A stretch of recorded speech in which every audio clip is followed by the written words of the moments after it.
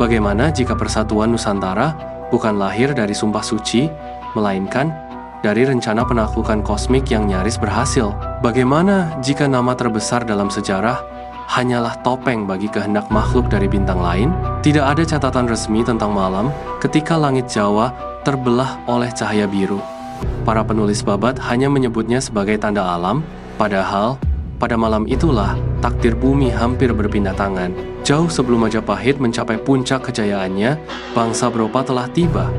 Mereka bukan penakluk kasar. Mereka adalah peradaban tua yang memahami satu kebenaran. Bumi tidak bisa ditundukkan dengan kekuatan, hanya dengan ambisi manusia. Maka mereka memilih seorang manusia, namanya Balamin. Raja Atlastis ketiga berusia 25.000 tahun, pikirannya tajam dan hasratnya tak pernah puas.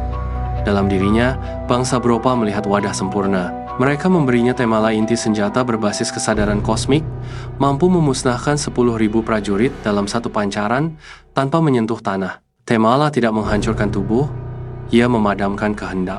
Sejak saat itu, Balamin berjalan melalui sejarah dengan banyak nama.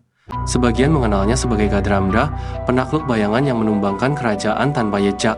Sebagian lain memujanya sebagai Gajah Mada, Mahapati yang bersumpah menyatukan Nusantara. Namun, sumpah itu berlapis dusta. Setiap kerajaan yang tunduk bukan disatukan melainkan disiapkan.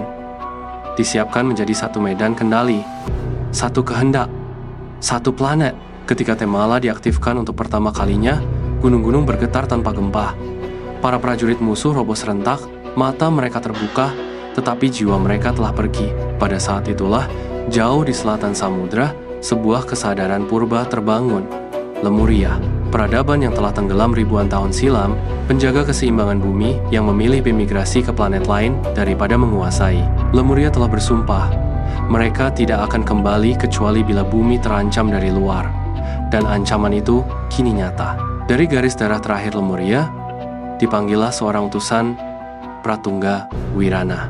Ia tidak muncul dengan kilat atau gemuruh. Ia bangkit dari sunyi. Di reruntuhan Gunung Ratu Boko, portal batu bergetar, membuka celah antara masa lalu dan kini. Pratungga melangkah keluar, membawa kerudang Lemurian, senjata yang tidak memancarkan cahaya apapun. Senjata itu bekerja bukan pada materi, melainkan pada ikatan kosmik. Tugasnya jelas dan kejam, menggagalkan bangsa Bropa. Meski harus mengorbankan sejarah manusia, Pratungga mengamati dari jauh. Ia melihat Balamin memimpin dengan kecerdasan dan karisma. Ia melihat rakyat memujanya, dan di sanalah konflik pertamanya lahir, karena sebagian dari apa yang dilakukan Balamin memang membawa keteraturan. Namun Lemuria tidak menilai hasil. Mereka menilai sumber kehendak. Ketika Pratungga akhirnya berdiri di hadapan Balamin, langit menggantung rendah. Temala melayang di belakang sang Mahapati seperti mata biru raksasa. "Kau datang terlambat," kata Balamin tenang. "Dunia sudah hampir siap." "Siap untuk siapa?" jawab Pratungga. Untuk pertama kalinya, Balamin ragu. Namun Temala bergetar, dan suara lain bukan suara manusia bergaung dalam pikirannya. Benturan itu tidak tercatat dalam sejarah. Tidak ada perang, tidak ada saksi. Hanya dua kehendak yang saling menekan realitas. Temala ditembakkan. Cahaya biru melipat ruang, menghapus waktu sepersekian detik. Kerudang diayunkan, dan dunia menjadi sunyi. Krudanda tidak menahan Temala, ia memutus sambungannya. Bangsa Bropa terlepas dari Balamin seperti bayangan yang tercerabut dari cahaya. Kesadaran Gadramda retak, terpecah menjadi fragmen yang tersebar di antara dimensi. Balamin tidak mati. Itu hukuman yang terlalu ringan. Ia dilenyapkan dari waktu, terperangkap di ruang di mana sejarah tak bisa menyentuhnya. Namun Temala tetap ada. Pratungga tahu senjata itu tak bisa dihancurkan, maka ia memilih jalan paling berbahaya, menguburnya di pusat kesadaran bumi. Dengan sisa kekuatan Lemuria, ia membangun Mandala, batu raksasa struktur yang menekan energi kosmik dengan resonansi doa dan kesunyian. Manusia kelak menyebutnya Borobudur. Mereka mengira itu monumen, padahal itu adalah penjara. Berabad-abad kemudian, para biksu dari utara datang. Mereka membawa pengetahuan terlarang, kendaraan terbang kuno mirip stupa, dan satu tujuan, mengambil Temala. Namun, setiap kali mereka mendekat, kesadaran mereka runtuh. Shield Lemurian masih aktif, Pratunggawirana melebur dengan tanah Jawa.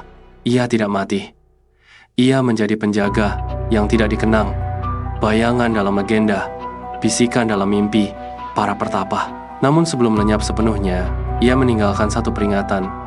Jika Temala bangun kembali, bukan alien yang akan menang, melainkan manusia yang memilih menyerah pada kehendaknya sendiri. Hingga kini, pada malam tertentu, petir biru menyambar tanpa hujan di sekitar Borobudur.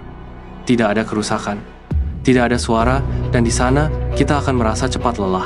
Sementara Krudang disimpan di situs Batu Kujang di Jawa Barat. Hanya satu pertanyaan yang menggantung di udara Nusantara. Apakah Temala benar-benar tidur? Atau hanya menunggu manusia berikutnya yang cukup ambisius untuk membangunkannya?